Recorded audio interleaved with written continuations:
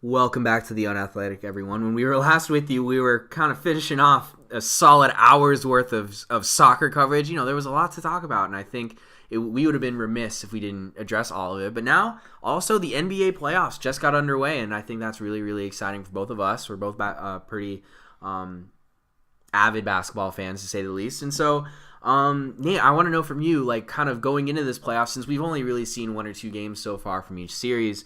What are kind of the storylines or teams that you're watching kind of going into this NBA playoffs? Well, I really think that this is Houston's year, and James Harden is the MVP in my opinion. And I don't think anyone in the West can stop them when they're firing on all cylinders. I know that Sunday night, they had a little bit of trouble with the Timberwolves, but I think that Houston at their best is better than anyone else in the NBA. That's kind of the biggest thing that I'm looking forward to going into these playoffs. And people talk about the Warriors. I do not believe in the Warriors this year, and I think that because of the Steph Curry injury, even if he comes back, we saw in 2016 what happens when Steph Curry is not at 100%. Mm-hmm. The Warriors were not able to get the job done despite having a 73-win team. So because of that, and then other potential injuries with the Warriors, we don't know what's going to happen with that. I think that Houston is the safest bet going into these playoffs. Yeah, I definitely think they're the most safe. I mean, I'm a Cavs fan, so I can't even believe I'm about to stick up for the Warriors, but I think it's still the Warriors' conference to lose.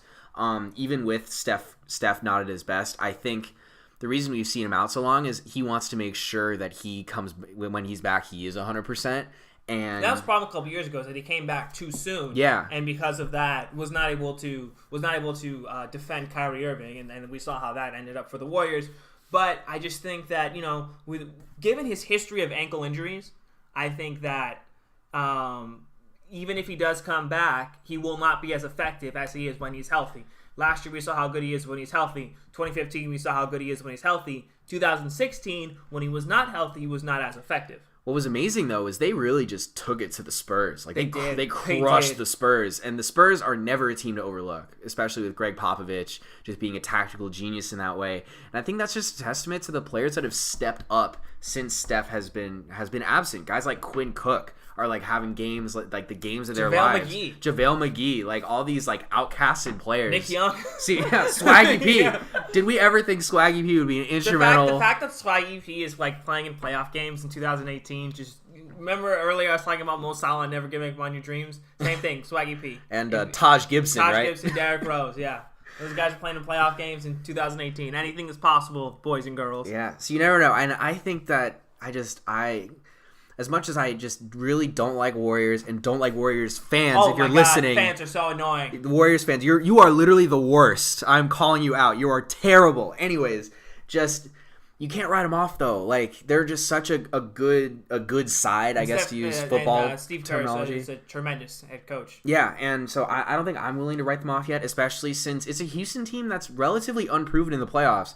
And even though they were just flat out dominant over the regular season, as we know, the playoffs are a whole different animal. And I definitely think my prediction that it's going to be a Warriors-Rockets conference finals, and I think that series will go deep. That'll be a fun series. That is going to be a really fun series. I think one of the more entertaining series in the West probably since OKC versus Golden State a few years back when OKC had KD, and that went to Game 7. I think this is going to be one of the more entertaining series we've seen in a few years because the West has been all Warriors. But I think, give the edge to the Warriors because I think Steph will be back at that point. I think he's waiting to come back for that reason of being for sure 100% at that point. But yeah, I mean, we'll just have to wait and see what happens. And I think in the East, some other storylines are really prevalent, especially with kind of another unproven one seed in the Raptors. And Nate, kind of what are your thoughts on the Raptors? And do you think that they have a similar shot as the Rockets do to get to the finals? Yeah, I don't believe in the Raptors at all. and yeah, they won. They set a franchise record in terms of wins, and they are the number one seed. But they have a history of when the playoffs come around, they turn into Barney, to use a dinosaur reference. It's a dinosaur reference. Oh my god. Oh man. This show has gone off the rails. We'll cut that out. But yeah, they just have a history of choking, and they're facing the Wizards in the first round, and I would not be surprised if the Wizards pull off that 8-1 upset because I just do not believe in the Raptors at all. Yeah, and I think that 8-1 upset is a testament to just how wide open the East is as Absolutely. a whole. Talk about the teams like the 76ers, talk about Being a Cleveland. 4 seed. Yeah. No, Cleveveland's the 4 seed, right? Yeah, 76ers are the 3 seed. Yeah, so we're seeing, especially with the seeding and how everything just played out over the regular season, we have teams that are seeded a lot lower than they probably should be. We have teams like probably the Celtics who are seeded a lot higher than they should be, especially with the injury to like Kyrie and so on and so forth. But I mean, I think the Raptors will get past the Wizards. I don't think the Wizards have enough firepower, especially. The Raptors got over that game one bugaboo. They did the game run hoodoo. Yeah, and I don't think they had ever won a game one in their like franchise history or something. And that was the very first game one they had ever won. And so getting that monkey off their back, I think it's going to be really important looking forward though, because I think game one has been on their mind so much. Maybe they can't get complacent. Like, there's a game 2 and a game 3, and that's what's so brutal about the NBA playoffs. It's best 4 out of 7 every freaking series, which I think should be changed. I think that's kind of brutal to play that many games in a playoff series, but I think that's a different discussion for a different day. And, I mean, in the meantime, I know you're a huge fan of the Philadelphia 76ers. Yeah, I am. And I think that they're just, look at their talent, and, they've trusted the process. They're finally reaping the results of the process. And, right now, if Joel Embiid could come back healthy, I think that's a team that can go to the conference finals. If they get matched up with either Boston or Milwaukee in the second round, I will take the 76ers in either one of those series. I understand, Boston has played well despite all their injuries. And, when you've got the Greek freak in Milwaukee, you can never count them out. But I think the 76ers, are the second best team in the East, honestly. And we talk about how wide open the East is. Like, if the 76ers end up going to the NBA Finals, I will not be surprised because of how wide open the East is. Yeah, so you mentioned the 76ers are the second best team in the East. Who is the best team in the East? The best team in the East? Oh, my gosh. You know what? I cannot go against LeBron. I'm sorry. And I understand that they're the 4 seed, but playoff LeBron is a different beast. Yeah, he is a different 0 dark beast. 30. Exactly. He's a different beast. And I understand that, I'm taking into context not just what happened during the regular season, but I'm kind of looking at it from, look, when the playoffs come around, who do I trust the most?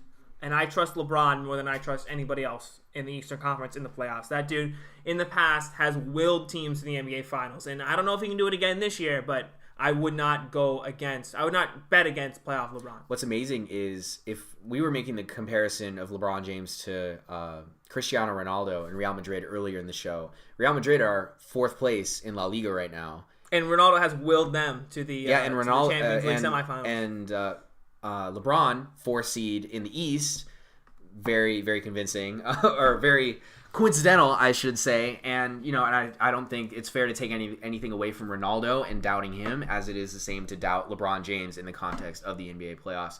I think come finals time, it's definitely going to be a challenge for me personally, for any team coming out of the East to face the Warriors, much less the Rockets, or even a team like the OKC, in the finals. Like, that would be a really difficult matchup, and I think that's just a testament to what we saw this past offseason and everyone moving west and just... It's an arms race now out west, Yeah, definitely. And so...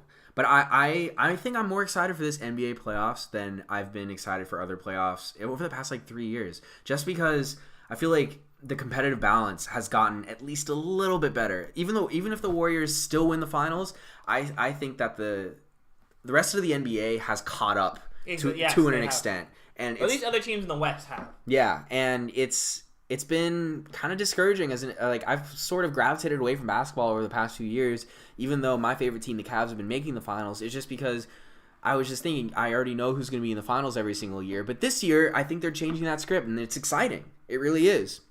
So Nate, kind of wrapping up this discussion on basketball, are there any other teams that you kind of have your eye on in terms of who could make a run? You mentioned the Rockets. Is it another team in the West? I think maybe the Oklahoma City Thunder.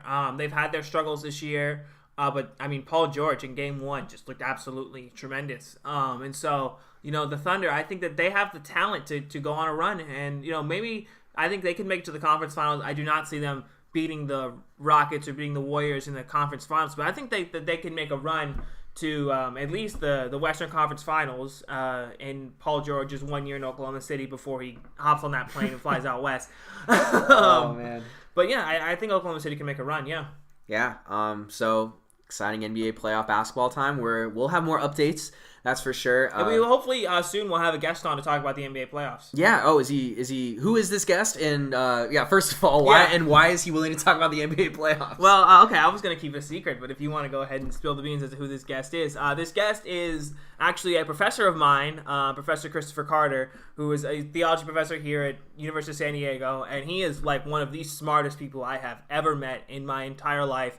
And I was actually talking to him about the show, and he said, I was like, oh yeah, we're starting to have guests on hopefully soon. He was like, oh, well, if you're looking for guests, like I would love to come on at the end of May and talk about the NBA playoffs. And so yeah, he will be someone that we have on, and he is a very knowledgeable human being. So he is definitely going to be someone I cannot wait to have on. You're always working hard for the show, Nate. Exactly. You're always putting in a good word for the show, which I appreciate. You're just building the brand. Exactly. There you go. Trust the process, right? Exactly. Definitely. One day we'll have more than 70 likes on Facebook. One day. One day. Anyways, we're actually going to take a short final break, and when we come back, we're going to let you know who or what team or what entire organization will ride the bus this week. And also, we give you our final thoughts. So stay tuned, everyone. We will be right back. Like what you're hearing? Well, I've got news for you. You no longer have to wait a whole week to hear from your favorite sports personalities. Hi, I'm Nate Wiggins, and Ben Friedel and I have got you covered. Give our show, The Unathletic, a sports podcast, a listen. We release new episodes every Monday and are committed to bringing you the best content. That's right, the very best content.